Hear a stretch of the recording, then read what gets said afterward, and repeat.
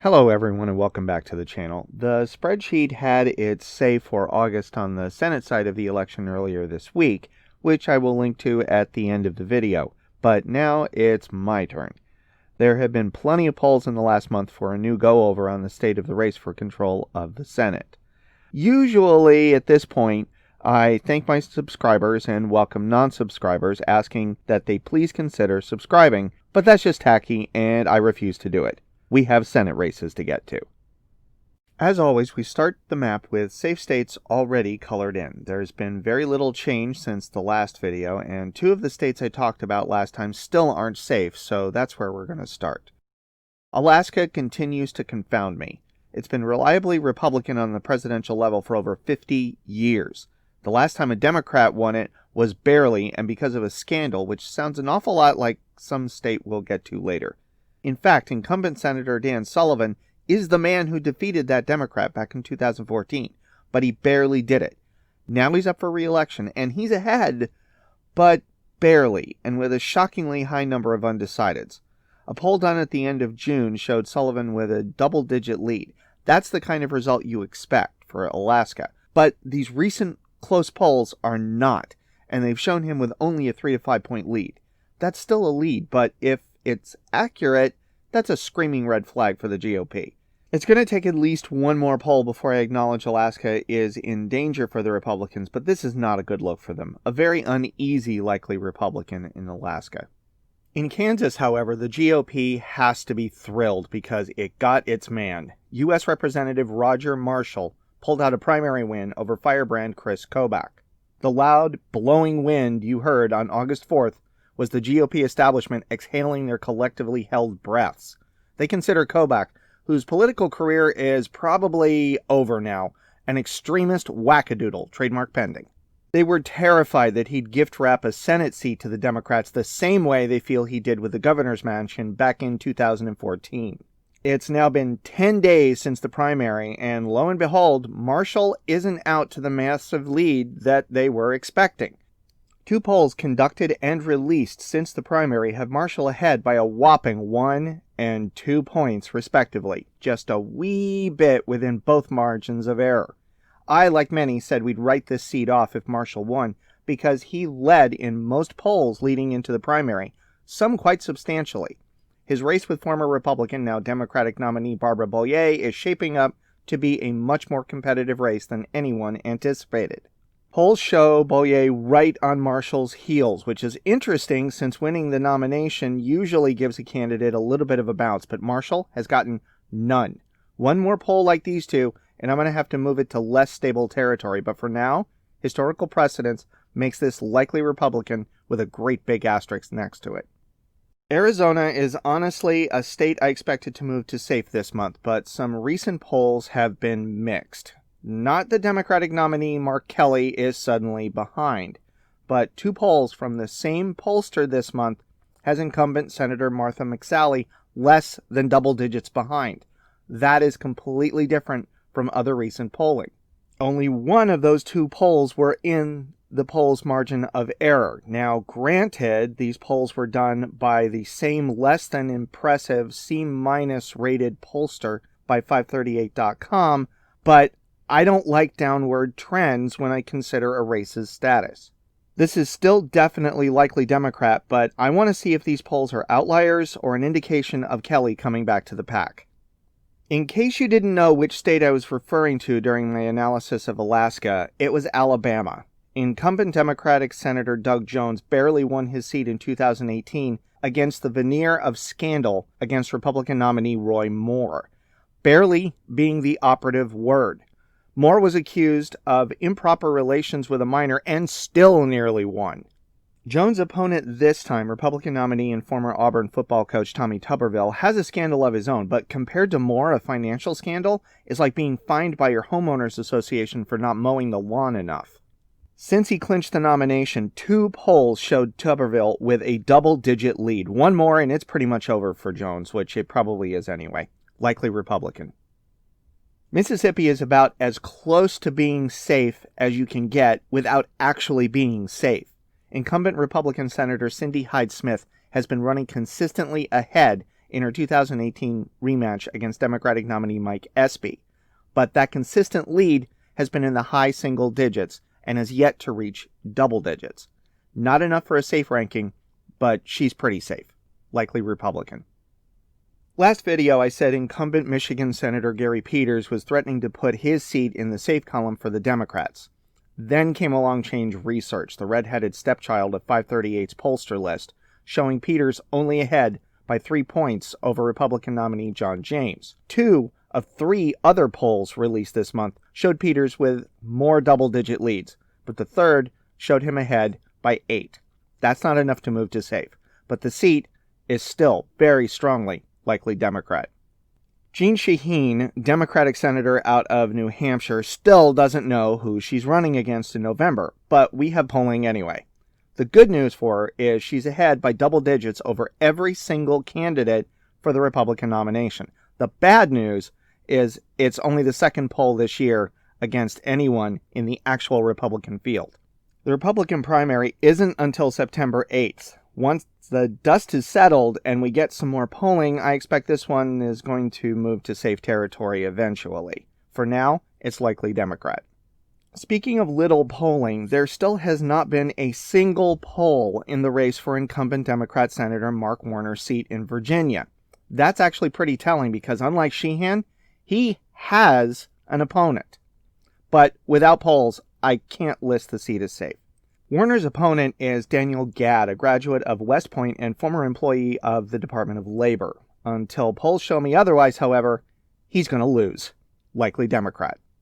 There are 2 Senate seats up for grabs in Georgia, but I'm only going to go over one of them right now, and that's the special election seat currently held by appointed Republican Senator Kelly Loeffler. Loeffler was appointed to the seat when Johnny Isakson retired for health reasons.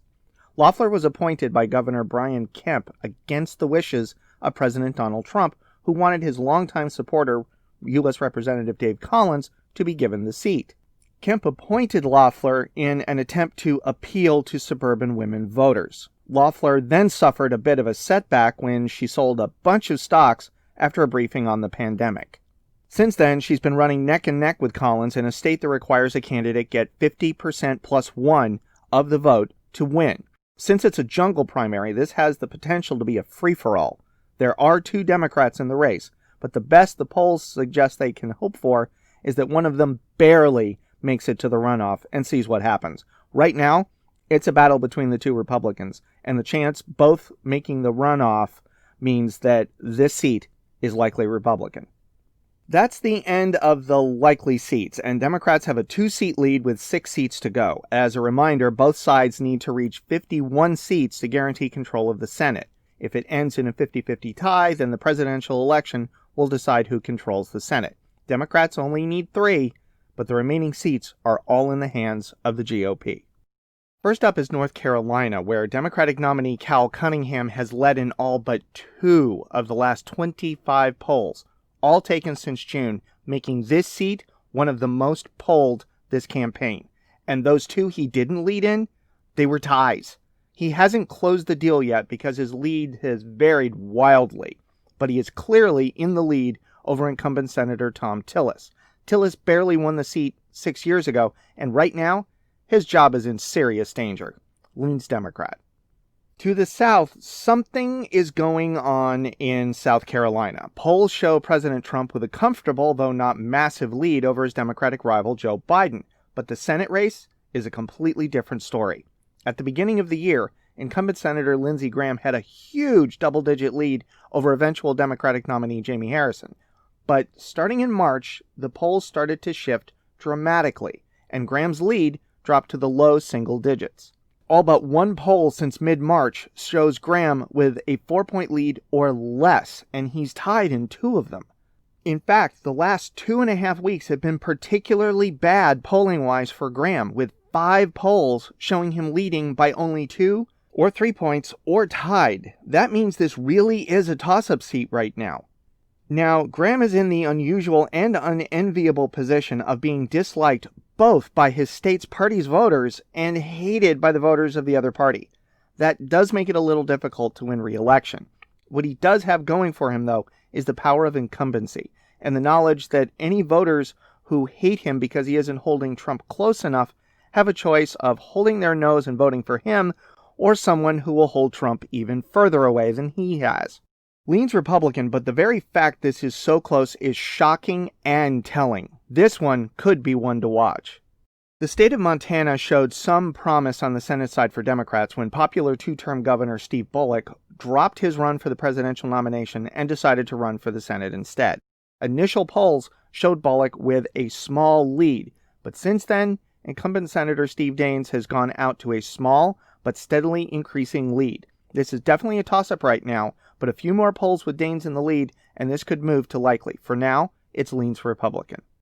Georgia's other Senate seat is much closer for the Democrats than the first. While incumbent Senator David Perdue has led in most polls, they've been small leads, and Democratic nominee Jon Ossoff has managed to lead in a few of them. 3 polls in August have had Perdue ahead, but only by 3 and 4 points. Ossoff was leading by 3 in the other poll. This one is going to go down to the wire, but for now, leans Republican. Susan Collins has been a Maine senator since she won her seat in Bill Clinton's re-election year back in 1996. Since then, Republican Collins has managed to keep her seat through 3 re-election bids, while the state voted Democrat in the presidential election 5 times. As you can see, Maine does have a reputation for being quite the independent state. Literally. Their other senator is an independent. Collins is currently in her 4th term, and things don't look good for a 5th right now. Maine Speaker of the House Sarah Gideon, the Democrat nominee, has led in all but 1 poll in 2020. That's 12 out of 13 polls for those keeping score, dating all the way back to February, and that 1 poll was by a known Republican pollster. It's quite a turnaround for Gideon, who trailed Collins by at least 14 points in every poll done last year. That said, Gideon's leads have never reached double digits, ranging from 3 to 8 points in the 5 polls released this month. For now, still leans Democrat, but Collins is in trouble. That has us at 50 seats for the Democrats and 49 seats for the Republicans, with the closest race and most expensive so far in Iowa, where incumbent Republican Senator Joni Ernst is battling Democratic nominee Teresa Greenfield.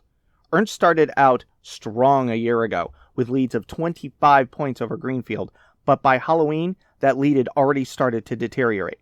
By May, the race was tied according to 2 polls, 1 + 1 and 1 tie. In June, Greenfield took the lead, and only 1 poll has shown Ernst in the lead since. Monmouth, showing her with less than a 2-point rolling average lead, was the poll. This one is going to be razor close. On the presidential side, Trump also has led by 1 to 3 points through August, with Biden grabbing a couple of leads himself, meaning Ernst may not get any kind of coattail help. This election, Iowa is going to come down to the wire, but Greenfield has led in 8 of the last 9 polls, and I can't ignore that. Leans Democrat. And that's it for the Senate in the month of August. With Iowa, Democrats have a 51 to 49 seat lead, which would be enough to guarantee control of the Senate, regardless of the outcome of the presidential race. Speaking of the presidential race, August's election night video for the presidential election is coming up soon. So to make sure you know as soon as it comes out, please be sure to subscribe and hit that bell notification icon to be alerted when that and all of my videos are released in what is now shaping up to be a really exciting election in 2020.